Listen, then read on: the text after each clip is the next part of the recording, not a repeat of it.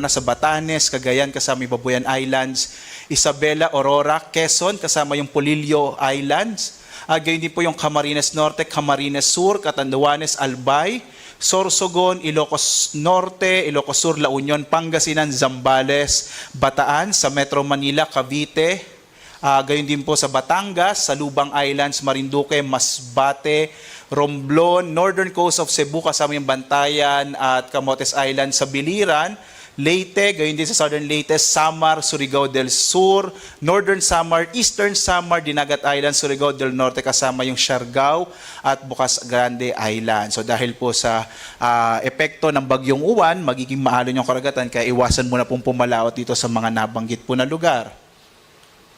At magbibigay po tayo ulit ng update mamayang alas 8 ng umaga para po sa ating binabantayang bagyo na si Bagyong Uwan. Nais ko lang po ulit bigyan ng diin. Ngayong araw po hanggang bukas, lalo na po bukas ng umaga, mararanasan natin yung mga malalakas na hangin at malalakas na ulan na dala ng Bagyong Uwan. Lalong-lalo na po dito sa may Northern at Central Luzon, maging ilang bahagi po ng Southern Luzon, dahil po dito po dadaan yung Bagyong Uwan starting ngayong araw ng Linggo. Kaya mag-ingat po kayo mga kababayan dahil po malakas po itong bagyong mararanasan ng ating bansa. At live po na nagbibigay update mula dito sa Pag-asa Weather Forecasting Center. Ako si Obet Badrina, maghanda po tayo para sa isang ligtas na Pilipinas. Maraming salamat po, mag-ingat po tayong lahat.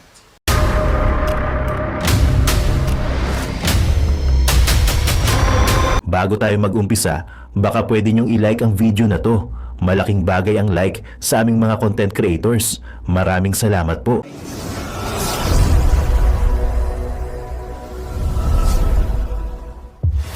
Sa ating binabantayang bagyo na si Bagyong Uwan na may international name na Fungwong, at live po tayo ngayon mula rito sa Pag-asa Weather Forecasting Center. So as of 4 a.m., ang huling lokasyon na itong bagyong si Uwan ay huling namataan yung sentro ng mata ng Bagyong Uwan na sa 195 kilometers, silangan sa lalawigan ng Virac sa Catanduanes. Kung makikita po ninyo, no, halos kitang-kita na yung mata ng bagyong si Uwan. Pinapakita nito na napakalakas po nitong bagyong ating minomonitor. At palapit na ito sa may bahagi ng Catanduanes. Hindi natin inaalis yung posibilidad na maaari itong mag-landfall. Kapag sinabi po nating landfall, yung sentro ng mata ng bagyo ay tatama sa kalupaan. Ang kanyang lakas ngayon nasa 175 kilometers per hour malapit sa gitna at pagbugso na nasa 215 kilometers per hour. So mahigit 10 kilometro na lamang po or mahigit 10 kilometers per hour na lamang ay maaari nang maabot ng Bagyong Uwan ang super typhoon category, at nakikita natin na posible po itong mangyari ngayong umaga. Ang kanyang pagkilos ay medyo mabilis po, no, pakanluran, hilagang kanluran sa bilis naman na 35 kilometers per hour. At makikita nyo, patuloy nyo pong makikita na malawak yung sakop ng Bagyong Uwan at maapektuhan nga niya ang malaking bahagi ng ating bansa, lalong-lalo na yung Luzon at Visayas. Base rin sa mga monitoring po natin sa iba't ibang istasyon ng Pag-asa, nakakaranas na po ng mga pag-ulan, lalo na itong bahagi ng Eastern Visayas at Bicol Region. Marami na po tayong itinaas na mga heavy rainfall warnings sa mga nabanggit na rehiyon. Narito yung ating latest na track sa Bagyong Uwan at makikita po natin, at ito po sana yung gusto kong bigyang diin, 2 a.m. ay nandito po ito po yung kasalukuyang lokasyon ng Bagyong Uwan, at makikita po nyo in 24 hours dadaanan niya itong kalupaan ng Luzon. By tomorrow po ng madaling araw ay nasa West Philippine Sea na yung Bagyong Uwan. Ibig sabihin po nito, ito yung panahon na pinakamararanasan natin yung mga malalakas na ulan at malalakas na hangin na maaring magdulot ng mga pagbaha, mga pagguho ng lupa, partikular na dun sa mga mabababang lugar at sa mga lugar po na very steep slope. Nakikita po natin base sa track na posible pong lumapit, particular na sa may bahagi ng Catanduanes, itong bagyong si Juan. Kagaya nung binanggit ko kanina, posible itong tumama sa kalupaan ng Catanduanes. Hindi na po natin inaalis yung posibilidad na yun. At maaari po itong lumakas bilang isang super typhoon ngayong umaga. So either strong typhoon po siya o super typhoon. At makikita rin natin na mamayang gabi, inaasahan na po natin na tatama naman sa kalupaan, either Aurora po or sa may southern part ng Isabela, yung bagyo at babaybayin niya po itong northern or central Luzon bago tuluyang lumabas ng patungo po sa may West Philippine Sea bukas ng madaling araw. Inuulit ko po, no, pinakamararanasan yung malalakas na mga ulan at malalakas na hangin na dulot ng bagyong Juan simula po ngayong araw ng Linggo hanggang bukas, lalo na po bukas ng umaga ng Lunes. Posible naman itong lumabas ng Philippine Area of Responsibility araw po ng Martes. Posible po umaga ng Martes. Makikita po natin sa track, maaari siyang muling pumasok ng Philippine Area of Responsibility araw ng Huwebes, patungo po dito sa may bahagi ng Taiwan. Sa ngayon po, patuloy pa natin itong imo-monitor at kung makaka-apekto pa ito sa ating bansa. So posible po siyang pumasok muli ng PAR ng Huwebes, pero by Friday ay muling lalabas. So maaari din siyang tumama sa may bahagi ng Taiwan bilang isang severe tropical storm category na bagyo. Sa ngayon nga po, nakataas ang signal number 4, particular na sa Polillo Islands, eastern and central portion ng Camarines Norte, eastern portion ng Camarines Sur, sa Catanduanes, eastern portion ng Albay. Signal number 3 naman ngayon sa may southern portion ng mainland Cagayan, Isabela, Quirino, Nueva Vizcaya, Kalinga, the southern portion ng Abra Mountain Province, Ifugao, Benguet, central and southern portions ng Ilocos Sur, La Union, Pangasinan, Zambales, sa amin po dyan sa Bataan, Tarlac, Pampanga, Nueva Ecija, Bulacan, Aurora, at ang Metro Manila po ay nasa ilalim na ngayon ng signal number 3, Cavite, eastern portion ng Batangas, Laguna, Rizal, nalalabing bahagi ng Quezon, Camarines Norte, Camarines Sur, nalalabing bahagi ng Albay, Sorsogon, Ticao at Burias Islands, northern Samar, northern portion of eastern Samar at northern portion ng Samar. Signal number 2 naman po ngayon sa nalalabing bahagi ng Cagayan kasama yung Babuyan Islands, Apayao, Abra, the rest of Abra, Ilocos Norte, the rest of Ilocos Sur, the rest of Batangas, northern and central portions ng Occidental Mindoro, kasama yung Lubang Islands, northern and central portions of Oriental Mindoro, Marinduque, northern and eastern portions ng Romblon, nalalabing bahagi ng Masbate, eastern Samar, Samar, Biliran, northern portion of Leyte, habang signal number 1 naman dito sa may bahagi ng Batanes, nalalabing bahagi ng Romblon, ng Oriental Mindoro at ng Occidental Mindoro, kasama po itong Calamian Islands at Cuyo Islands, nalalabing bahagi ng Southern Leyte, nalalabing bahagi po ng Leyte, buong lalawigan ng Southern Leyte, ng Bohol, northern and central portion ng Cebu, kasama yung Bantayan at Camotes Islands, northern and central portions ng Negros Occidental, northern portion of Negros Oriental, Guimaras, Iloilo, Capiz, Aklan, Antique, Dinagat Island, Surigao del Norte, northern portion of Agusan del Norte at northern portion of Surigao del Sur. Kung kayo po ay nagtataka dahil hindi nyo pa nararanasan, lalo na sa mga lugar kung saan nakataas yung signal number 3 ng mga hangin, dahil po paparating pa lamang yung bagyo, kaya po posible po na ngayong araw ay simula na pong mararanasan yung mga malalakas na ulan at malalakas na hangin na dulot po ng bagyong si Juan. Kaya po muli po sa mga kababayan natin, lalong-lalo na kung saan nakataas yung signal number 3 at signal number 4, iba yung pag-iingat po at sana by this time po kung kayo po ay nasa mga delikadong lugar, nasa mga madaling bahain o mga lugar po na malapit sa karagatan, sa mga baybay dagat, nawa po kayo po ay nakapag-evacuate na, no? Samantala po, posible pa rin makaranas ng mga pagbugso ng hangin, even po yung mga lugar na kung saan wala pong tropical cyclone wind signal. Ngayong araw, may mga pagbugso pa rin ng hangin sa Palawan at ilang bahagi ng Visayas at Mindanao. Bukas, araw ng Lunes, malaking bahagi ng Luzon at Visayas ay makararanas din ng mga pagbugso ng hangin. At sa Martes, kahit nakalabas na po yung bagyong Juan, ang kanyang trough o mga kaulapan na dalay, maaari pa rin magdala ng mga pagbugso ng hangin sa ilang bahagi ng Luzon. Samantala po, narito yung inilabas natin or na-issue na weather advisory. Ito po yung mga inaasahan nating mga pagdalang ulan ng bagyong Uwan. At makikita po natin ngayong araw, halos ang malaking bahagi ng Luzon ay makararanas ng halos 100 up to 200 and greater than 200 millimeters of rain. Ang ibig sabihin po nito, yung mga lugar na madaling bahain, yung mabababang lugar, ay malaki yung posibilidad na makaranas po ng mga pagbaha, lalong-lalo na po yung mga malapit sa mga ilog dahil nga po inaasahan natin na maraming ulan na dala itong bagyong Uwan. Samantala po, no, inaasahan natin na bukas makararanas pa rin ng mga malalakas sa mga pag-ulan mula po madaling araw hanggang buong umaga ng Lunes.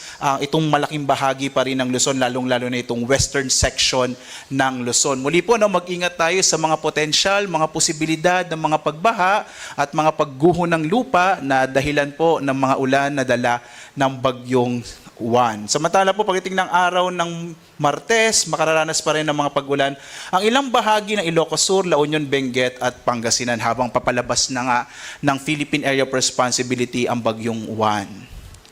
Narito naman po yung ating in-issue na storm surge warning. Ang ibig sabihin po ng storm surge, ito po yung daluyong o mga malalaking alon, partikular na sa mga baybay dagat na dulot po ng papalapit na bagyo. Makikita po natin may 3 metro ang taas ng alon, lalong-lalo na dito sa may silangang bahagi ng northern, central at southern Luzon. So yung Albay, Aurora, Cagayan, Camarines Norte, Camarines Sur, Catanduanes, Isabela, La Union, Pangasinan, Quezon at Sorsogon, ito pong mga nakapula ay makararanas po ng hanggang mahigit 3 metrong taas ng alon po sa baybay dagat. Habang ang nalalabing bahagi ng Cagayan, Camarines Sur, Ilocos Sur, Northern Samar, Pangasinan, Quezon at Zambales, makararanas naman ng 2.1 up to 3 meters na taas ng daluyong. Samantala po, sa iba pang bahagi ng Luzon, itong Bataan, Bulacan, Cagayan, Cavite, Eastern Samar, Ilocos Norte, Metro Manila, partikular na nga dyan sa may bahagi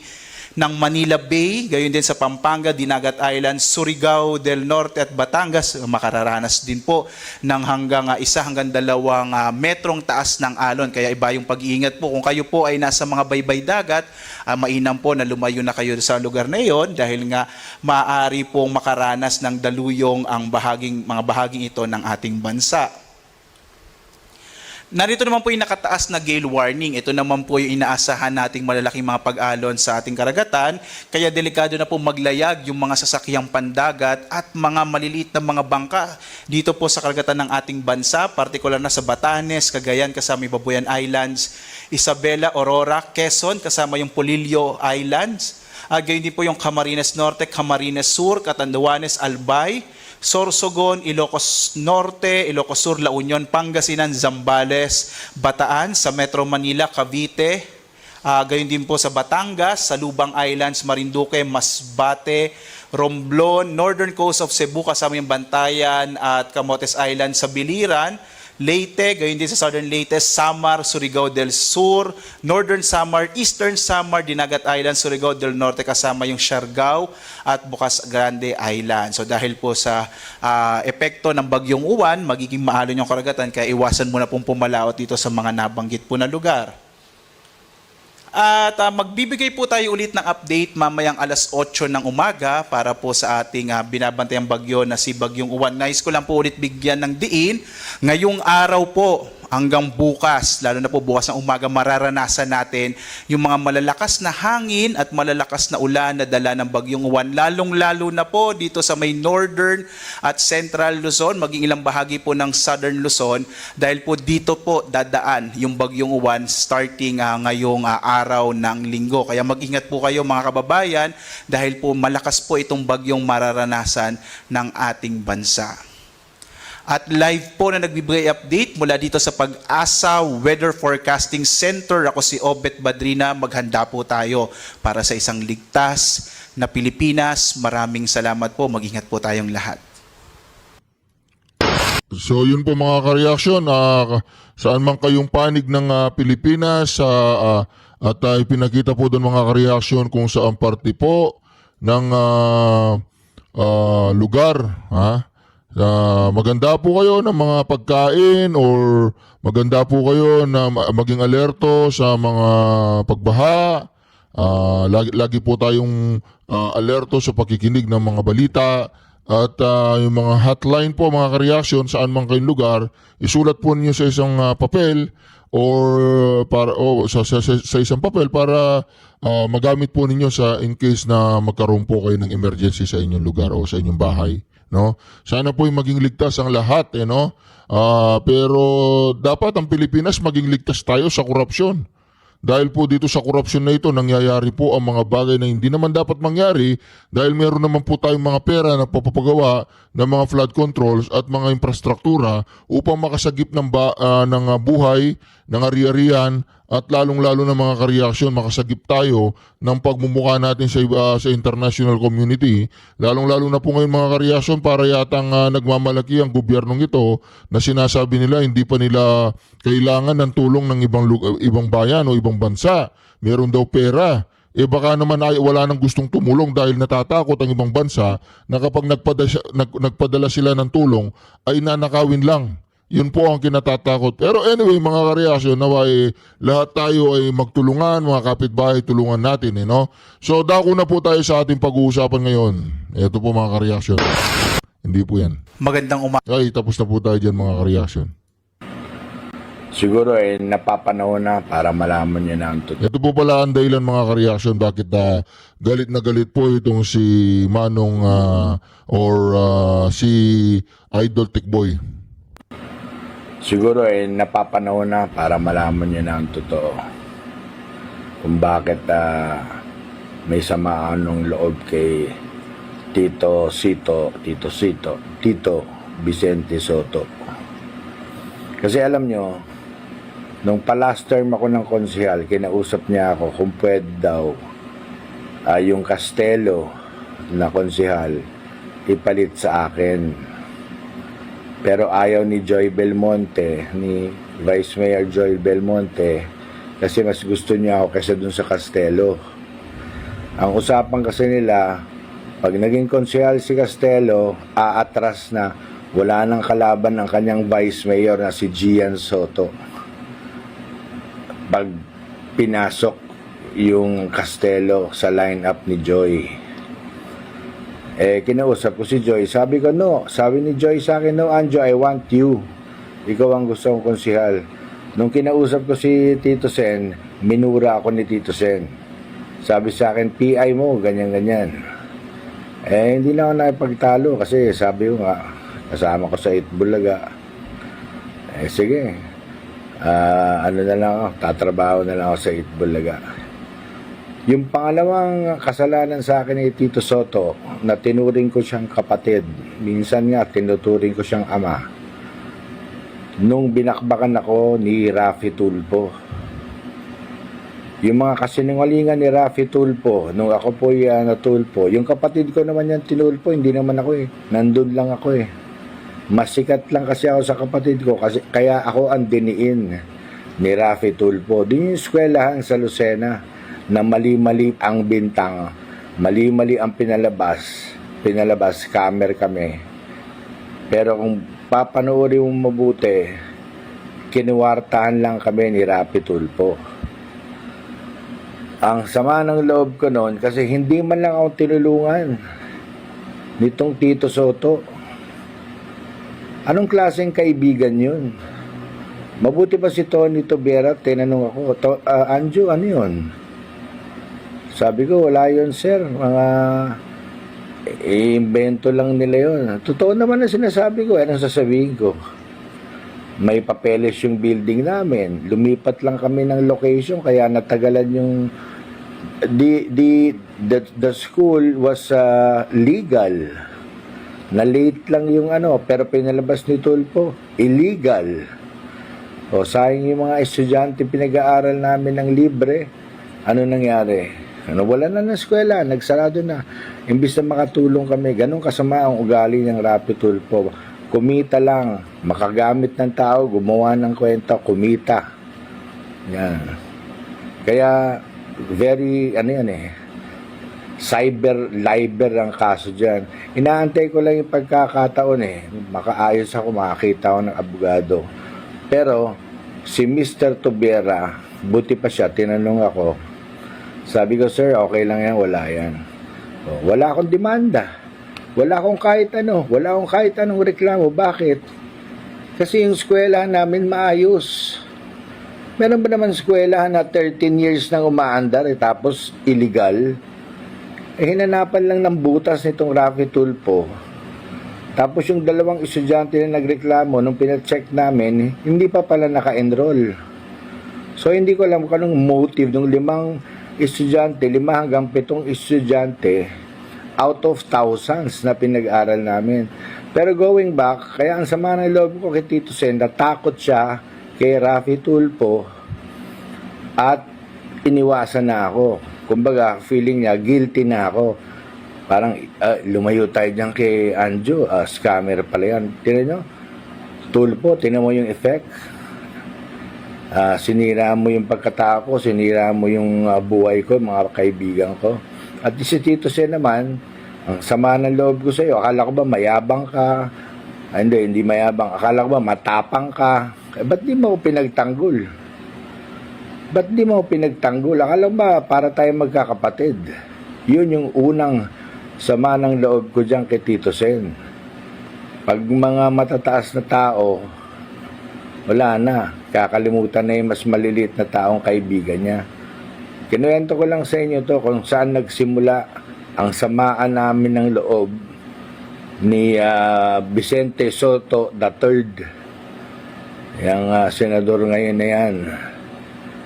Kaya yun lang po, naikwento ko lang kasi para alam nyo kung saan nagsimula. Maraming salamat po, marami pa yan. Maraming salamat po at abangan ang susunod na kabanata. So ibig sabihin mga karyaso, ito yung kumakalat po na post na nag-blop lang itong si Anjo Iliana ay hindi pala totoo. Ito tuloy-tuloy pa rin pala ang kanyang pagpalag kay Wambol University Scholar Tito Sen. Diba? Kaya dito mga karyaso, siyempre, magkakaibigan, magkakasama, at inaasahan na re-resback ang kaibigan at susuporta, kahit matanong man lang, wala daw kay Tito Soto at minura pa niya ng putang ina daw. Nagmumura pala itong si Tito Soto, no? Akala ko si Tito Soto, Santo, hindi pala. Akala ko Tito Santo, hindi pala Tito... Diba? Ay, ito po ang inyong balingkangod, Congressman Manik Malaog from the Lakas Tama Party. Lakas Tama. At your self-service. Aba, ay panawagan naman na rin kay paring Saldi ko. Paring Saldi, nasaan ka na ba? Aba, ay sabi mo magpapacheck up ka lang diyan sa United States of America. Oh, ngayon nabalitaan kong nariyang ka na sa Espanya, kung saan-saan ka nakarating. Bakit ba di ka na-standby sa Euro? Abay, umuwi ka na. Klarong-klaro, hindi magagaling ang Dr. Dian. Hindi ka man napapagaling tagal mo na diyan. Abay, umuwi ka na. Mas magagaling ang Dr. dito at mas magagaling silang humuli. Kagaya ni Torre. Ayan. Oh, yun. Uwi na. Ay siya mga kabayan, ay di follow and subscribe na lang kayo din sa... Alright mga ka-reaction, follow and subscribe po kayo kay Manik Manaog. At mga ka-reaction, tingnan po ninyo mga ka-reaction kung si Torre siguro ay hindi pa natatanggal sa kanyang posisyon, baka may chance ang makidnap na naman si Bato de la Rosa katulad ng ginawa ni Torrete kay Pangulong Duterte. Itong si Torrete, may future ito, may future sa likod ng mga rehas. May future yan si Torrete. Antayin po natin. Hoy Torrete! Walang iya ka, hindi ka bully. Hindi ka bully. Galit ka sa mga bully. Gago ka ba, Torre? Ngayon ka magyayang magsuntukan. Sige, ngayon. Magyayang magsuntukan ngayon. Tingnan natin. Magandang umaga. Diba? Ngayon ni Torre, matapang lang yan pag alam niyang di ba? Ito ba mga ka-reaction siyempre, kukuha tayo ng advice sa isang lawyer patungkol dito sa bending dalo na naman na sinasabi nitong ni yes sir, Bonjing Remula. Bonjing! Okay, so bending news po muna tayo. This is bending news po. So ang papag-usapan po natin is yung allegedly na meron daw pong ICC warrant of arrest si Senator Bato de la Rosa according to Ombudsman Remulla. Okay, pero before po kayo maging mainit yung mga DDS supporters and the anti-DDS group, ang masasabi ko lang po is relax lang po muna tayo. Diba? Tingnan muna natin yung actual facts kung meron ba talagang ICC warrant. And then pangalawa po, tingnan din natin kung ano ba talaga yung sinasabi ng batas regarding this issue considering meron ng bagong rules na nilabas sa extradition po yung Supreme Court recently lang. Okay? And the reason po kaya ako sinabi na relax lang po tayong lahat kahit na po DDS or anti-Duterte tayo is because this involves po, we have to remember, a Filipino citizen who is going to be surrendered to a foreign country kung magtuloy-tuloy talaga to. Diba? And if that involves the surrendering of a Filipino citizen, that affects all of us po considering that can be argued po as a violation of our sovereignty as a country. Okay? So yan po ang masasabi ko unang-una. Relax lang po muna tayo. Intindihin muna natin talaga yung actual na mga nangyayari at kung ano ba talaga yung sinasabi ng batas natin regarding sa mga issues na to. Okay? And the reason po pala kaya ako sinabing bending news is because this came from Ombudsman Remulla. Pero kung titingnan po natin yung mga other government offices natin, specifically from the executive branch, ang sinabi po nila ay wala pa silang natanggap na information about this na meron ngang ICC warrant. And then nagsalita na rin po yung ICC spokesperson na wala rin daw po silang any warrant pa. And the only case involving a Filipino citizen is the one that is pending, which is currently involving po si former President Rodrigo Roa Duterte. Okay? Kaya ako nasabing bending news kasi kahit ako po naguluhan eh. Si Ombudsman Remulla lang po at present ang nagsabing meron pero everyone else po sa government lahat sinasabing wala. And even the ICC rin po sinabing wala. E di ang dating sa akin ngayon is bending news pa lang siya. Okay, pero anyway po, let's look at actual news articles regarding this para mas klaro po talaga tayo. So, ang magiging basihan lang po ng discussion natin for today is itong sa Newswatch Plus Philippines kasi ito yung maganda po pagka-present nila nito ng mga happening so far regarding this issue. Maganda yung presentation. So, unang-una niyan, 4 hours ago, sabi nila, ICC warrant for Senator Bato. And then sabi, update, the International Criminal Court has issued an arrest warrant against Senator Bato de la Rosa, Ombudsman Jesus Crispin Remulla. So, ito po si Ombudsman Boying said in a radio interview. Pero sabi po, next naman, Department of Justice said it is still verifying the information.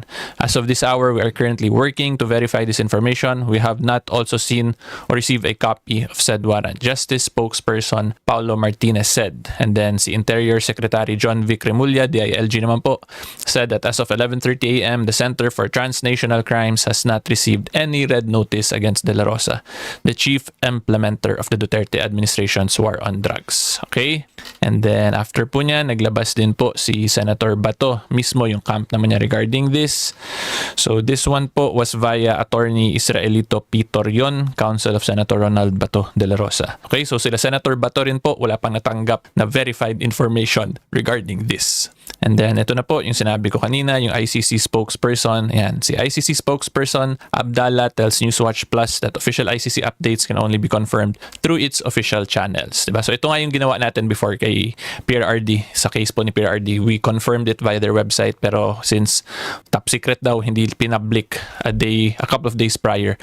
And then noting that the court still has only one case at present, the one against former President Duterte. Okay? And then ang pinaka-recent po niya na development is yung tungkol naman sa Executive Secretary na kay Lucas Bersamin. ES Lucas Bersamin noted it will not be the same process of enforcement if an Interpol notice were to emerge for De La Rosa. The Supreme Court has since come out with a new rule on extradition requiring a prior resort to a court before the person subject of extradition may be brought out of the country, the Executive Secretary said. Diba? So the Supreme Court approved the new rules in April and then nakapublish. Pero anyway po, itong Supreme Court new rules regarding this, ito yung i-discuss ko ngayon kung applicable nga ba talaga to siya sa case ni Senator Bato. Okay, pero anyway po, yan yung pinaka-summary ng facts natin. So far po, si Ombudsman Remulla yung nagbalita nito, but all the other government offices po at present, sa executive branch and sa legislative kay Senator Bato's office, dininay po yung existence or wala pa daw po silang information as to the legitimacy of the arrest warrant. And then, idagdag ko na lang din po pala, may statement din dito si Senator Senator Soto, si Senate President Tito Soto po. Sabi niya, Soto says Senate off limits to arrest amid alleged ICC warrant versus Bato. So ibig sabihin lang nito, hindi papayag si Senate President Tito Soto na arestuhin si Senator Bato as long as si Senator Bato is in the premises of the Senate. Okay, yan po yung understanding ko dito sa statement ni SP President, ni Senate President Tito Soto. Okay, pero hindi natin alam, baka later on magbago. Pero as of November 8, 2025, 3:19 p.m., ito po yung statement niya ni Senate President Tito Soto. Okay, so yan po yung facts ng discussion natin. Ngayon, let's go to the legal side of things. Sama po, una-una po dyan, i-discuss ko muna sa inyo kung whether or not applicable ba talaga yung new rules on extradition kay Senator Bato. Considering extradition yung new rules, diba, yung pinapag-usapan dito is mga surrender, so to the ICC court. Okay, so yan po ang first question natin. So to answer that question po, tingnan muna natin yung Republic Act 9851. So ito po yung batas natin dito sa Pilipinas that touches on international humanitarian law or yung mga international crimes po. Basically ito yung ginamit para i-surrender po si FPRRD sa ICC na basis po ng government natin ngayon. Okay, and the reason po nila doon is yung section 17 nito. So pakita ko po yan sa inyo. Okay, so kung makita po nyo, Chapter 7, Jurisdiction, Section 17, Jurisdiction. Pero yung important lang pong iti-take note natin dito is itong second paragraph. So makita po nyo, in the interest of justice, the relevant Philippine authorities may dispense with the investigation or prosecution of a crime punishable under this act if another court or international tribunal po, ito yung ICC, is already conducting the investigation or undertaking the prosecution of such crime. Instead, the authorities may surrender or extradite suspected or accused persons in the Philippines to the appropriate international court, if any, or to another state pursuant to the applicable extradition laws and treaties. Okay? So ito pong provision na to, kung ako po ang tatanungin talaga ninyo, ang professional assessment ko po talaga is that this is actually a gray area po. Kasi kung titingnan po ninyo, ang nakalagay dito sa second sentence, sa last sentence po, the authorities may surrender or extradite to the appropriate international court or to another state pursuant to the applicable extradition laws and treaties. Okay? And ang nakalagay dito sa pursuant to the applicable extradition laws and treaties, wala po kasing comma dito eh. So since wala pong comma, pag ito po basahin tong last part, ibig sabihin yan, itong applicable extradition laws and treaties only applies sa another state. Diba? E tatandaan po natin, yung ICC is not another state. It is a international tribunal. Okay? So in other words po, my main point here is that it can really be argued both ways na the extradition laws does not apply to the case of surrendering an accused sa ICC, or it can also be argued na yung extradition laws applies sa pag-surrender po sa isang person dito sa Philippines to the ICC. Okay? At ang reason po kaya ako nasabi na yung extradition laws natin may apply dun sa pag-surrender po sa ICC kasi wala naman na pong treaty ngayon yung Philippines with the ICC, di ba? So kung wala pong treaty yung Philippines with the ICC, therefore we do not have any law or provision that touches specifically on this one, yung pag-surrender. Meron tayong extradite, di ba? Kasi we have laws on extradition. Pero as far as I know, wala po tayong batas or rules of procedure involving surrender. Okay? At kung ganun po, kung ako tatanungin ninyo, pwede ito siya i-argue na extradition laws and treaties na lang will apply when we talk of surrender kasi there is no law which discusses nga po yung term na surrender to an international court.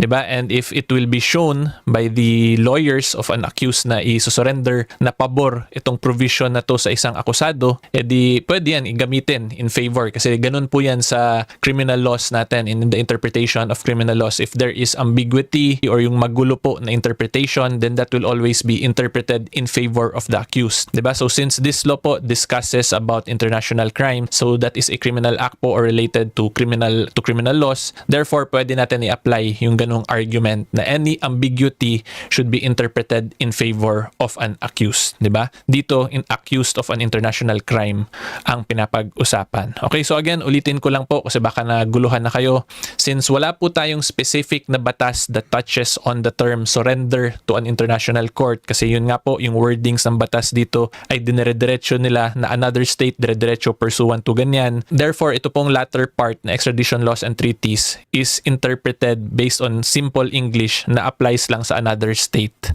Okay? Pero since yun nga po, there is room for argument, so there is ambiguity in a sense. So pwede po i-argue yan ngayon ng isang akusado na ito dapat extradition laws and treaties ay i-apply din sa kanya pag mapakita niya na favorable yun sa kanya. Okay? Because again, every time there is an ambiguity, it is always interpreted in favor of an accused in criminal laws po natin. Okay? At yung isa pa po na kailangan natin i-take note dito, kung talagang i-insist ng abogado na isang akusado na wala tayong batas involving surrender, di ang ibig sabihin po niyan, bawal talaga ang Pilipinas mag-surrender ng isang tao, may it be a Filipino citizen or a foreign citizen na nire-request po ng isang international court or international tribunal. And tatandaan po natin, ito po kasing mga issues na to na dinidiscuss natin, these are all cases or matters of first impression, meaning this is the first time na nagkaroon ng ganitong legal issue sa bansa natin.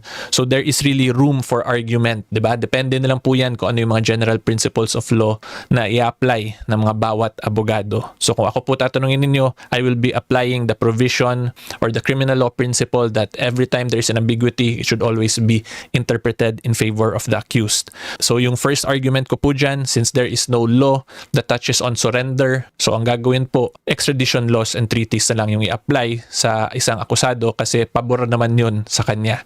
Diba? At yung second pa na pwede pa natin i-argue dyan, since wala pong batas that touches on or clearly discusses how to surrender an accused on international court, edi dapat hindi po talaga mag-surrender ang Philippine government ng isang akusado to the international court. Okay, yan po yung mga possible room for arguments niyan. And ngayon po, i-discuss ko naman sa inyo yung new rules natin on extradition, kung ano yung procedure na sinabi po ng Supreme Court. Okay, so ito po yan, yung AM number 22-03-29-SC Rules on Extradition Proceedings. So ito po yung mga opening statement ng Supreme Court dyan. So of course, yung unang-una dyan, sinasabi nila is yung authority nila, ano yung legal basis kung bakit may authority sila to promulgate this, which is yung Section 5, Paragraph 5, Article 8 of the 1987 Constitution. This court is empowered to promulgate rules concerning protection and enforcement of constitutional right, pleading practice, and so on and so forth. And then pangalawa po, whereas there is a need to provide rules on extradition proceedings to ensure consistency and give guidance in handling extradition cases. Okay, so this one po, point po talaga ng Supreme Court dito is para maging klaro paano ba talaga mag-extradite or magpadala po ng isang Pilipino or ng isang akusado sa ibang bansa or to a foreign tribunal. Okay, and then yung makita po natin dyan, unang-una ipakita ko muna sa inyo yung definition of terms para hindi po kayo maguluhan. So ang sinabi po dito, definition of term, central authority means the Secretary of Justice. Okay, so ang point nito kaya may ganitong provision is because yung magsa-start po ng process sa pag-extradite is the Secretary of Justice. Magsa-start sa pag-file po sa korte. Pero yung pinaka first step po talaga is the Secretary of Foreign Affairs, which is referred to as the Executive Authority under letter C.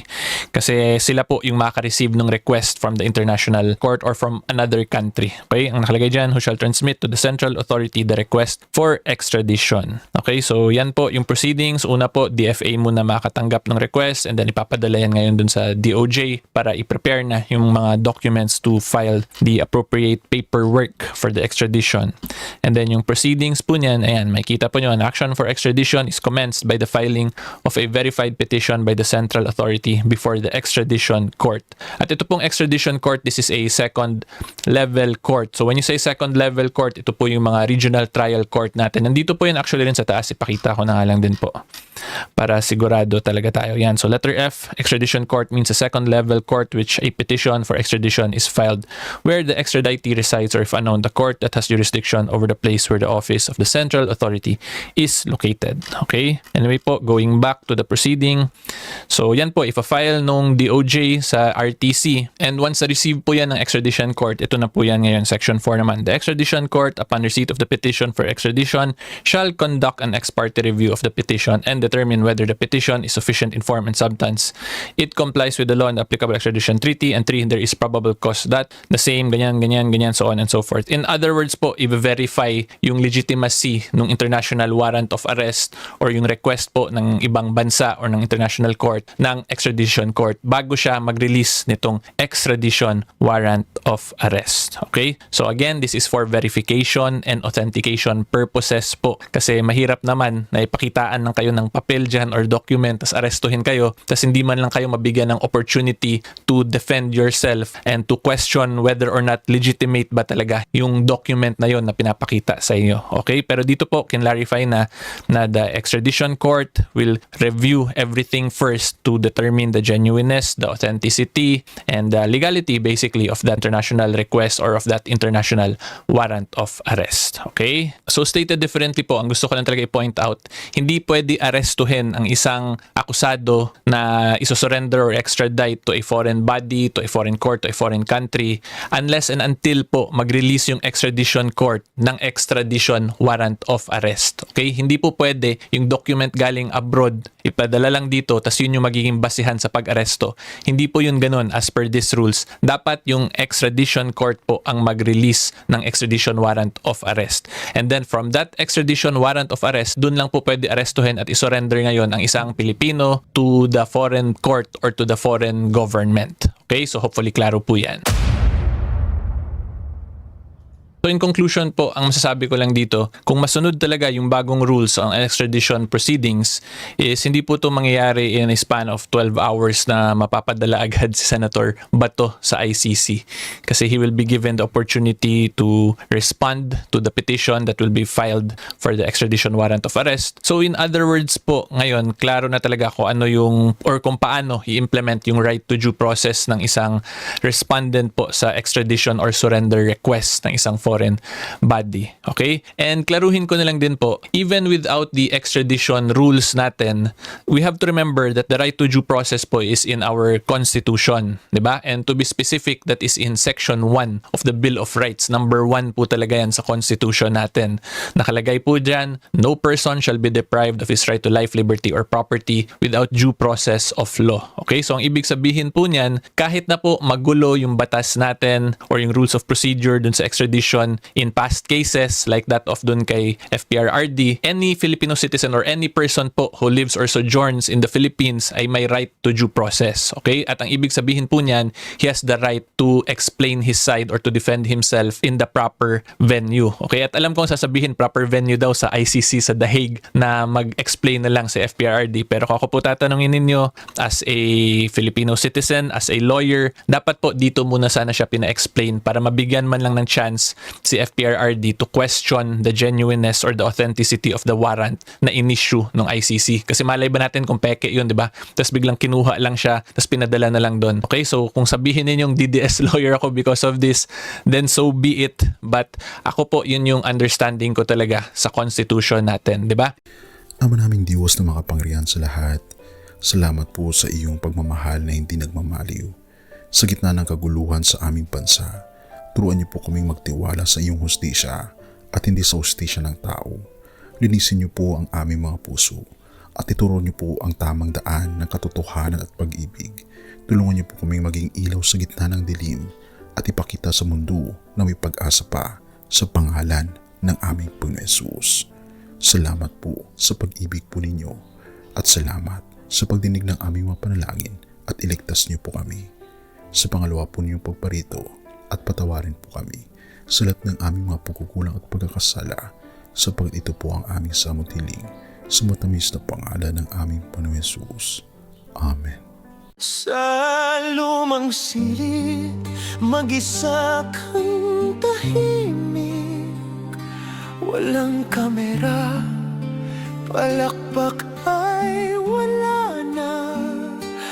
Ngunit sa bawat pader ng bayang iniwan mo, may pangalan mong di na mabubura.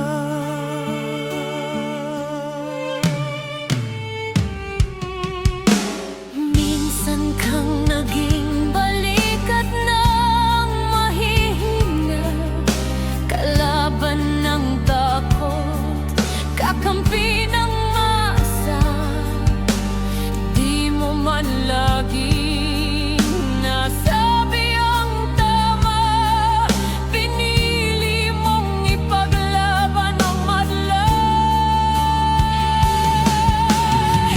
kasaktan gaya naming lahat. Pero tumindi ka nang walang pag-atras. At ngayong pagod ka na, tatay, kami naman ang sasalo ng bawat bigat.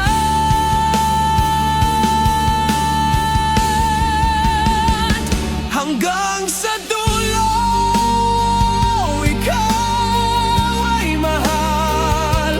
Kahit papagod na ang iyong katawan. Tatay, salamat sa iyong paglaban. Ngayon, kami naman hanggang sa dulo. Di ka namin iiwan. Ang kwento mo'y dala ng bayan.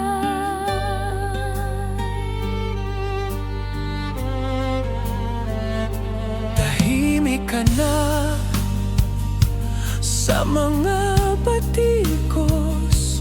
Wala nang tugon, wala nang galit. Pero sa mata ng mga maralita, naroon pa rin ang tapat mong alaala. Marami mang di nakaintindi, marami pa rin ang di nakakalimot. At ngayong wala ka ng kapangyarihan, tatay, ang magtatanggol sa'yo ay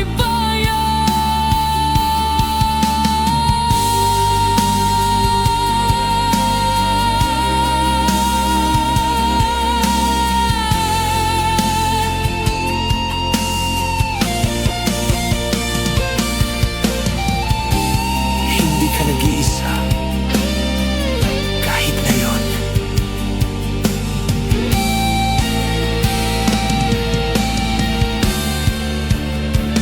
Hanggang sa dulo, tangan ka pa rin sa puso ng batang minsan mong pinakain. Hanggang sa dulo, di ka nag-iisa. Ang dasal ng bayan ay sa'yo pa rin. Katay, kami naman ang lalaban sa ngalan mo, sa alaala mo. Hanggang sa dulo, dalangin ka ng puso ng masa.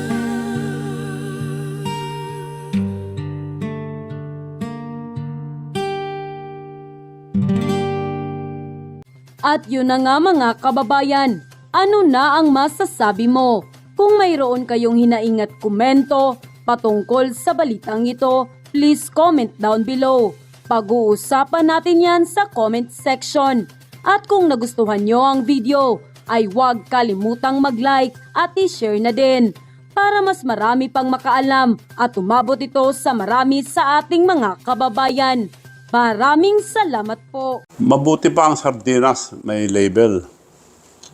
Eh tayo, wala. Oo nga pala.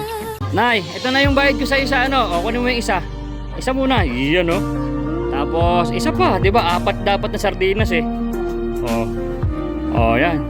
3 na. Pang-4 na sardinas. Okay na.